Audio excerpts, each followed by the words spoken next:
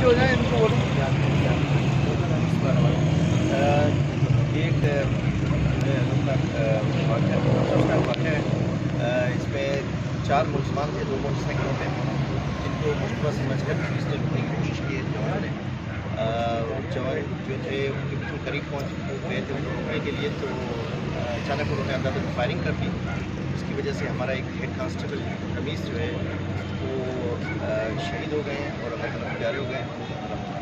और दूसरे हमारे जो पीसी हैं वो ज़ख्मी हैं, जिनका कि हम इलाज कर रहे हैं। और हम CCTV वगैरह कलेक्ट कर रहे हैं यहाँ से, और हमें कुछ लीड्स मिली है जिस पे काम करें, और इंशाल्लाह इन डाकुओं को इंशाल्लाह जो है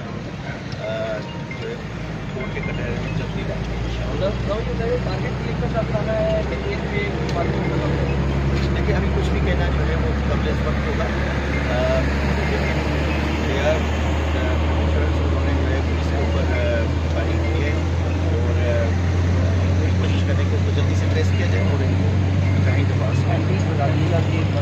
और क्या क्रॉस फायरिंग हुई है भाई आप भाई मोबाइल साथ में जो है साउथ भाई और इनको भी इंशाल्लाह चेक करेंगे, पास में